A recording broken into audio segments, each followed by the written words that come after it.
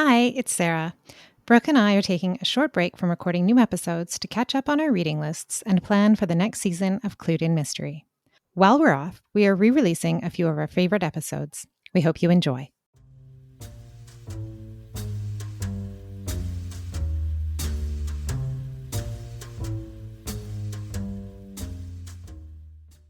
Welcome to Clued in Mystery. I'm Sarah. And I'm Brooke, and we both love mystery. Hi, Brooke. Hi, Sarah. It's that day of the week again when we get to chat about our favorite topic, mysteries. I know, it is my favorite day of the week. I know, mine too. And today we are going to be talking about celebrity sleuths. Yes. And I'll just start us out with a little summary here. In a recent episode of Clued in Mystery, Sarah and I discussed novels where the amateur sleuth is or was a real-life author. We discovered that these titles drew us in because of the fact we already felt a connection to or had an understanding of who that main character was. There was built-in interest for us as readers to follow along with the author sleuth to unravel a mystery. Not only authors have been put in the role of detective. Real-life celebrities, politicians, and historical figures have been fictionalized to act as sleuths as well. And similarly, this notion is very attractive. Face it, we read People magazine or watch tabloid news shows because we're interested in famous people's lives behind the scenes. What could be more interesting to mystery fans than to accompany one of these already popular people on the hunt for a killer or missing treasure? Some of the titles we'll discuss today border on parody or fan fiction rather than being serious attempts at detective stories. And listeners will remember that parody is an imitation of an art form or style with deliberate exaggeration in order to create a comedic effect. And fan fiction is a story written by a fan of a character or series to expand the story or place those characters in new inventive situations. Interestingly, there is likely a mystery with one of your favorite famous people in the lead role. To prove this, here is a list of real-life figures that we've found fictionalized as detectives.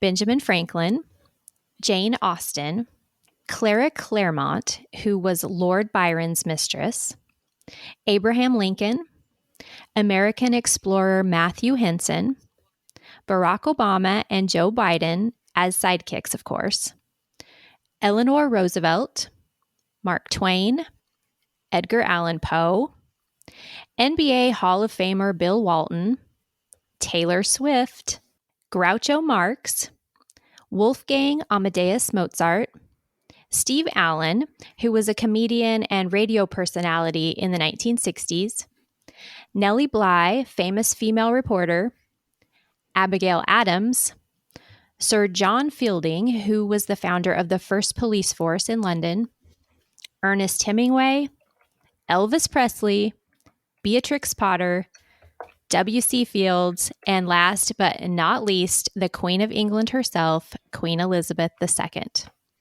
So you see, if there is a famous figure that you're especially interested in, I would do a bit of investigation if I were you. A mystery writer just may have reimagined them as a sleuth. Sarah and I both read a selection from this subgenre, and we'll talk about our experiences today. But I'm wondering why authors and readers find this concept so interesting. In the authors as sleuths category, there was a more obvious connection for me, a bookish literary connection at the least. And then, of course, some of those authors, take Agatha Christie, for example, were mystery fiction authors themselves. But when we get into political figures and pop stars, why is placing them in a mystery such a tantalizing idea? And I will admit that I'd like to sample several more of those on that list. So let's talk about it, Sarah. What do you like about this category? Thanks, Brooke. That was a really great introduction. And I'd come across some of the names on your list, but not all of them. For me, I think I love the idea of these celebrities not only excelling at whatever they're known for, so whether it's politics, being a royal, singing, but also solving mysteries. Like, I think we build celebrities up in our minds as these super people, Mm-hmm. right? And so why wouldn't they also be able to solve mysteries? Yeah, I think you're right. Yeah, they are so excellent in whatever their field is that it makes you think, well, heck, they could probably solve a mystery too. And because of those special skills that they have, I know that showed up in the title that I read this week. That then maybe that can become part of their toolbox as a sleuth. Well, exactly. And you think of this setup for certainly for mystery series where there's, some situation that the sleuth finds themselves in where there's a body or some other mysterious circumstance. The life of a celebrity, someone who's traveling a lot, who's in different locations, meeting lots of different people, that seems like a really easy entry into that kind of a mystery scenario. Yeah, that's a great point. And they also have all the resources at their fingertips, right? If they need to get on a jet and fly across the country or they need a specialist, they probably know of someone or could afford to employ someone's specialty. So, yeah, it makes it really fun.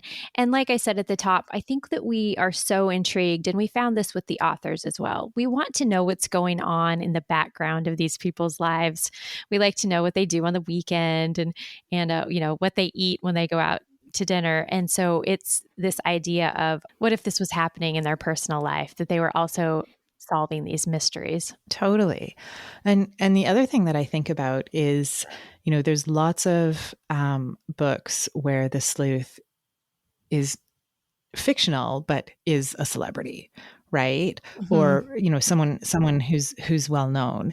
And so it's kind of logical to think, okay, well, what if we extend that and we say, well, let's put a real person in that um, in that scenario, right? Yeah. But I think there's a risk, like you mentioned in the introduction, there's a risk of kind of crossing that line into fan fiction Mm-hmm. or parody because we don't really know what their lives are like. And I read the first book, the about Obama and Biden as the sleuths, and so I'm reading that as a Canadian, and I have some knowledge of U.S. politics and U.S. politicians, but I'm not.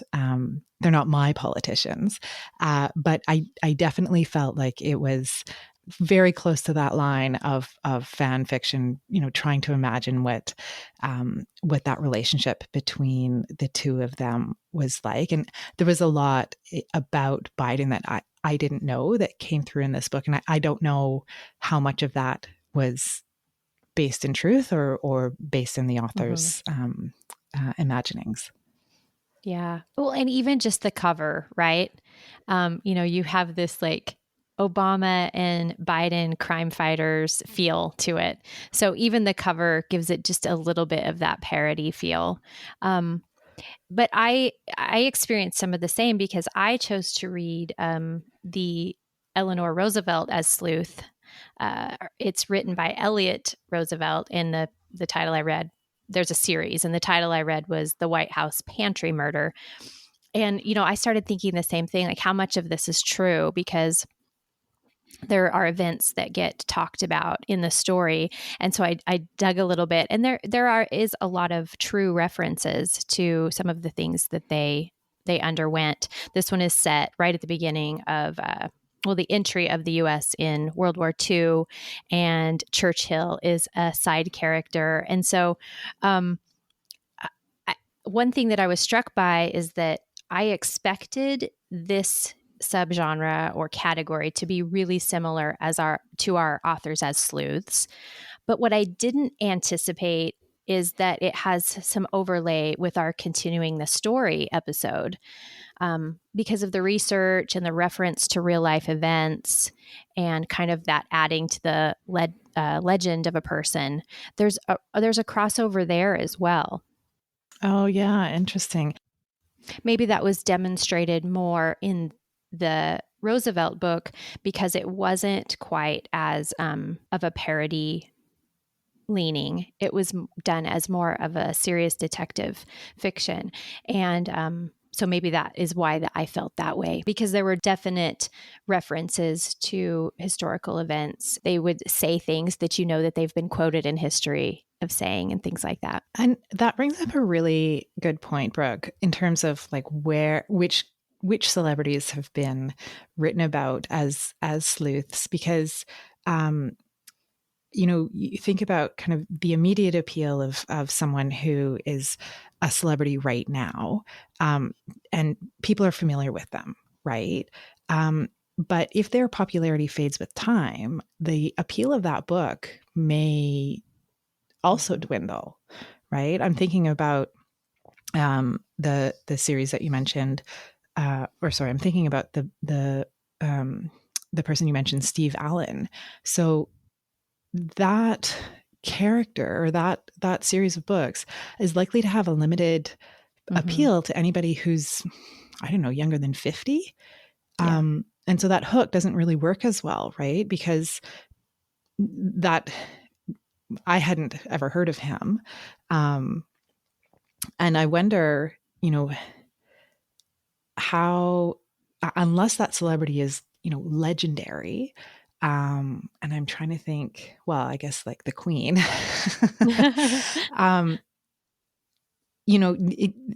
if you were writing that, a series using a celebrity as a sleuth, you'd have to be really careful, I think, about choosing who your celebrity was if you wanted to have longevity in that series, unless you chose someone who is historical and continues to have some relevance or some resonance now.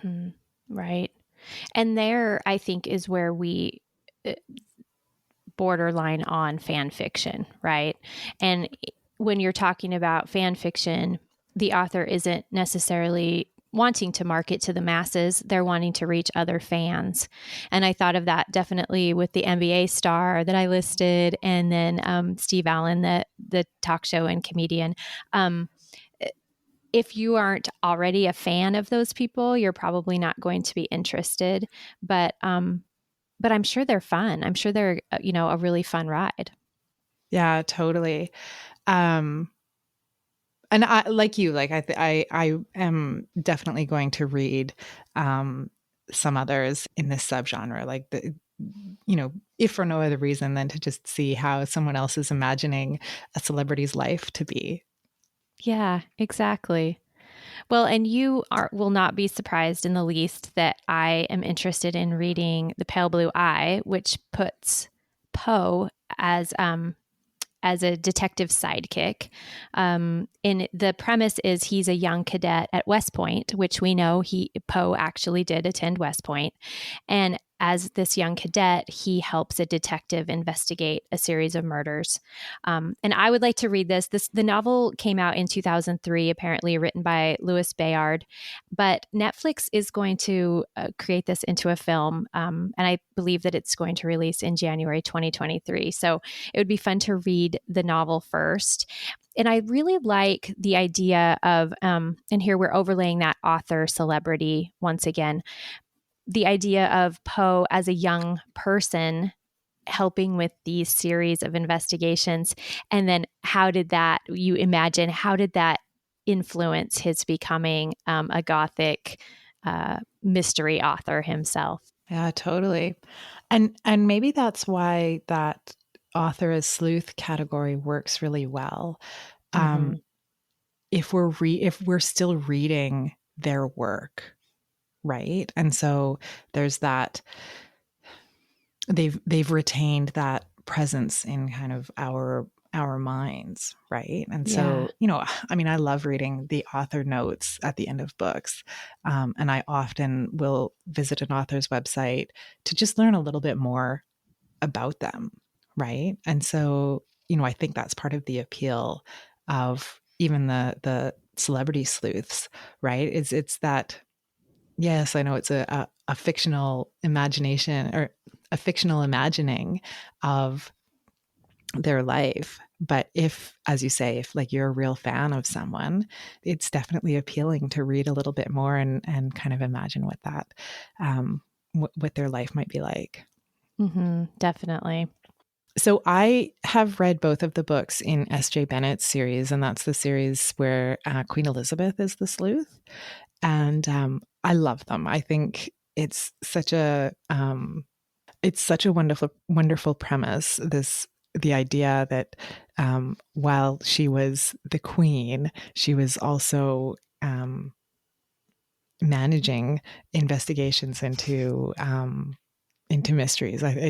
It's just so brilliant. Absolutely. Yeah. And coincidentally enough, the Windsor knot was showed up in my inbox this morning for a promo. And I thought, how perfect is this? The S.J. Bennett book shows up on the day that we're talking about this. So those this trope, if you want to think of it that, is very popular.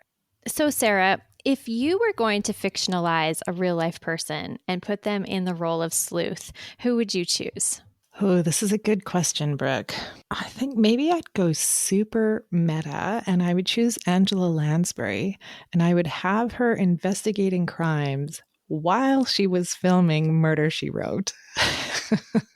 Oh my gosh, I love this. I love this. And Anthony Horowitz would be really proud of this idea, Sarah. It has a very Magpie Murders feel to it. Yeah, totally. He's put himself as the sleuth. I mean, we talked about this in the Author is Sleuths episode, where he's written himself as the investigator in one of his series. So yeah, he's already done a pretty meta version of this. Definitely. But your idea is fantastic. And I imagine like how popular that could be, because let's face it, the Murder, She Wrote fandom is immense. You only have to poke around a little bit on social media to find lots and lots of fans of this. And I imagine how much fun that could be for fans of not just Angela Lansbury, but the show Murder, She Wrote. I mean, this could be a whole franchise, Sarah. I think you should go for it. Thanks, Rick. What about you? Okay, so I think that I would choose, this is kind of, I was thinking about the Taylor Swift Girl Detective title that we discovered in our research. And I'm taking it back to Nancy Drew of the 1800s. I want to have Laura Ingalls Wilder, pioneer girl detective.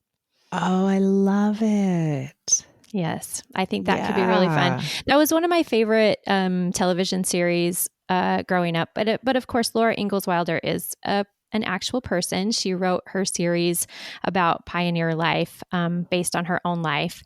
And so I think that she needs to solve some crimes in Walnut Grove. Oh, yeah. I think that would be great.